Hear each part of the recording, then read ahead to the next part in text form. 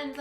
Welcome to Science. My name is Dr. Erica. I am so excited that you're here with us today as we celebrate 2 weeks of Nobel Prize winning science. We have 5 amazing activities for you guys to do and learn about some of the Nobel Prize winning science that has impacted our lives. And each day that you do an activity, you get a little slice of the Nobel Prize. It's in your printout. You can cut it out and make your own Nobel Prize for yourself. It's amazing.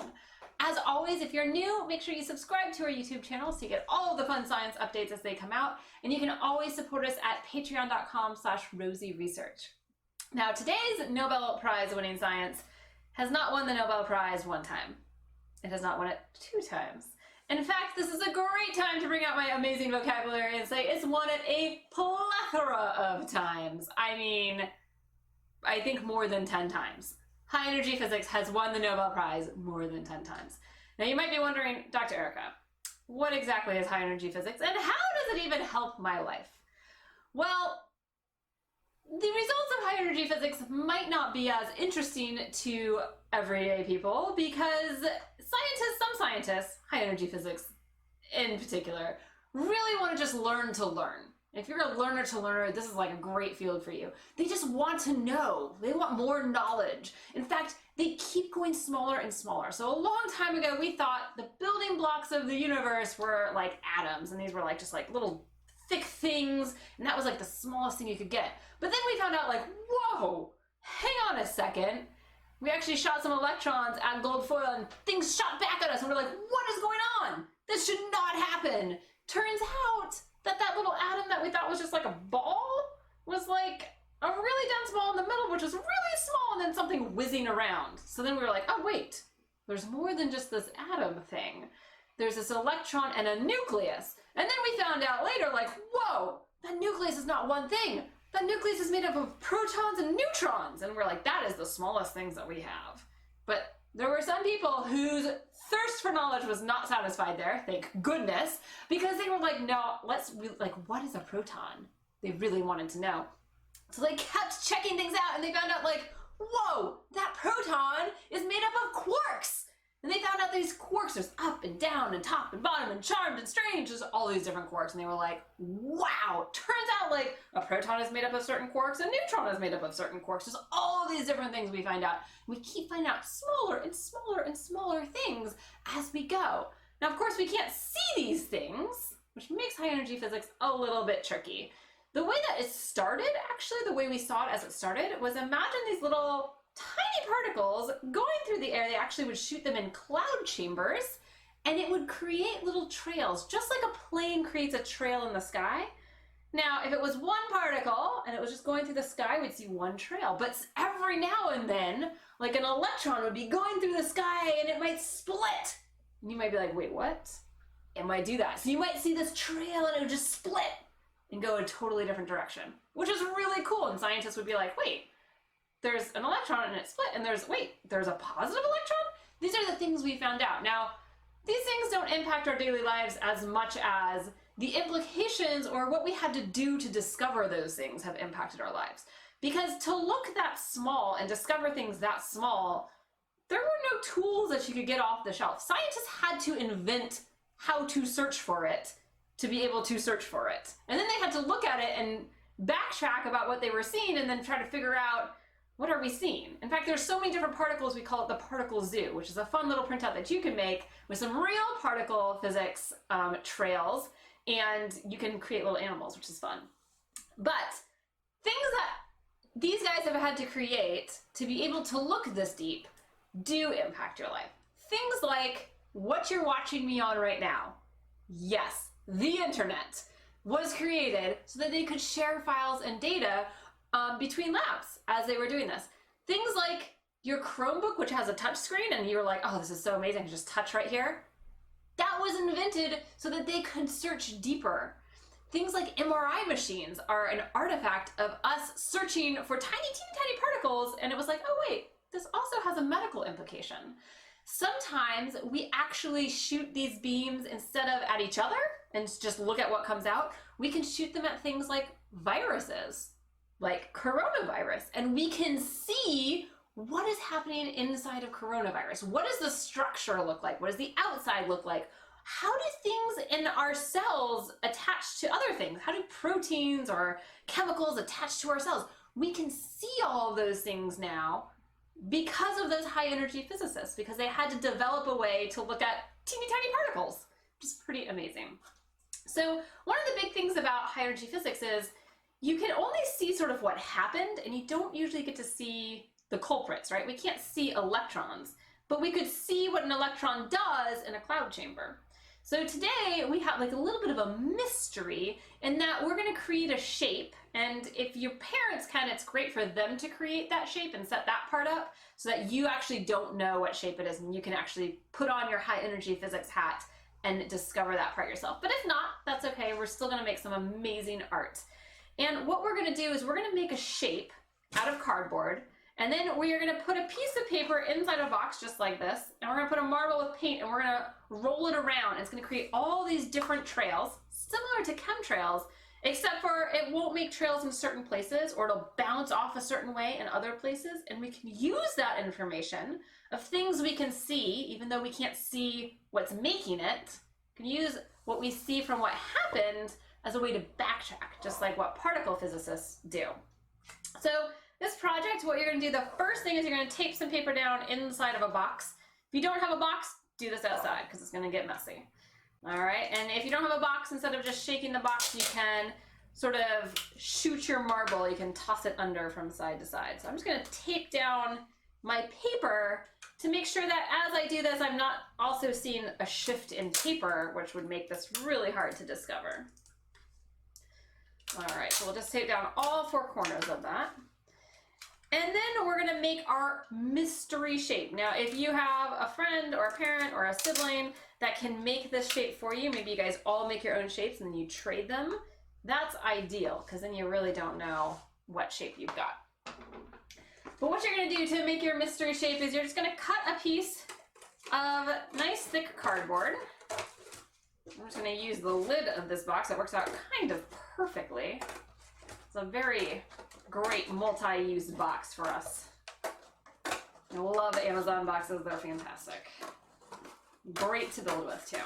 All right, this is really handy because I still have the top of the box, which I can use to cover up the shape so I can't see it. And then I'm gonna make my mystery shape out of this. So you can make whatever mystery shape you want. If you are doing it as a super secret thing, you should talk about what kind of shapes are we going for. Are we going for simple shapes like triangles and squares? Are we going for crazy shapes? But you do want to choose a shape that somebody can identify and talk about so that they can say, hey, I think this is a diamond on here. So I'm just going to make a really quick shape. I'll just make a little triangle, I think. Just like that. So I can just make the triangle by folding it and taping it. Right here. And now, of course, if we knew it was a triangle, then it would be pretty easy to be like, well, of course it's a triangle. I'm going to see all these things bounce off here. But if we don't know it's a triangle, we'll just see the paper and we'll have to backtrack and think about what that could be.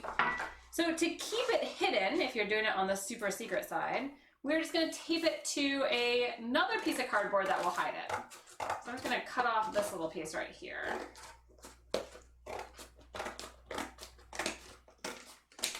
And we'll tape it to this just like that. All right, you can choose whatever orientation you want.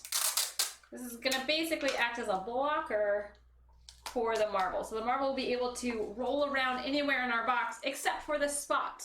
And it's going to, when it hits our triangle, it will bounce off of it and it will reflect off of it. So it will sort of, it'll keep the middle area completely white, but you might not end up painting enough to have the middle area completely white. So you might just have to look at what the lines are doing to be able to figure out if it's a triangle or a square or a rhombus or some other really cool shape. I'm going to tape it on the inside too, just to give it a little more support. Just like that. And a really fun one I've done with kids in schools, if you want to have a cleaner version, is you can actually do this with lasers. If you put sort of a mirrored, there's some mirrored, thick mirrored papers you can get. You can put that here and then the laser will go off the mirror. You have to look at the angles of the reflection to figure out what shape is there. All right, so I just have this little guy, and you'll notice if I put it this way, then it's completely you don't know what the shape would be. You don't know it's a triangle underneath. All right, so I could put this here, and we could put our marble in, and we should shake it around. All right, you want to make sure everything sort of stays stable. But of course, if I do that right now, and I move it around, and then I come in and I look, I don't have very much information. So what we need to do is we need to add some either paint or ink so that that marble can create some really cool different trails that we can see, just like they can see the trails of those little electrons in there. So what we're gonna do is I'm going to put some paint in here. I'm gonna water the paint down. You really want it to be sort of not dark paint. So I have some water here, and we're just gonna water it down. I'll mix it up. I'll put a little mixer for myself. You can do multiple colors of paint. I've done this with some kindergartners before, and it was so fun. We made these huge art projects. It was a really good time. And you can totally do something like that where all different colors, and then you end up with this beautiful piece of just all these different trails that your marble took, and all different colors. You can hang it up. It's gorgeous art. It looks really cool. All right, I have this beautiful brown. And I'm just gonna test it on like one little corner. Yeah, make sure that it is dark enough that we can see it. And then what we're gonna do is you're just gonna dip your marble in, and you will let it roll around, and then when it rolls around on the paper, it'll leave a trail. Now, if you're really worried, what you could do is you could add some of this and like sort of dots in an area that it's not going to be where your triangle or your square or your unknown shape is gonna be. Just put some dots down so that it can get reloaded with ink as it rolls around on the inside, because it will run out of that ink and then you won't get any more trails. So you can just put a bunch of dots. I just have a whole bunch of dots that are just kind of going around so that it will be able to reload and I won't have to open it up. All right, and then we need to know where we put those dots because we obviously don't want to confuse them with our final thing. So we'll put our lid on so we don't know what is going on. Make sure our marble is nice and dipped. We'll plop it in there, put our piece on, and then you can shake it up. And you can see which directions it goes. Now, the more you shake it, the more information you're gonna have about that shape that's hidden from you. And you'll be able to make a better idea, better guess of what it is. But you also, it'll be maybe easier to tell, maybe you want it to be hard. You can try and see how many times do I have to shake it up or how long to be able to tell what it is. All right, and then we can open this up. And you can see I have some beautiful trails going on here. Now notice, it's not just a triangle that's empty in the center. There's some things going on that makes it a little bit difficult to see, which is what's really cool about this project. Now we can backtrack, especially if you didn't know if it was a triangle. Right, but I can look at this trail and it's like, oh, it hit something here. Look how much it changes direction right there. So it hit something. There's some sort of wall here. I see that here too. See some sort of like very big wall. This one's more like it almost went like this, like it rolled. Right, it's very soft right there. But this is a pretty hard turn. That's a pretty hard turn. I'm noticing I see nothing here. I see something here. There's a hard turn there.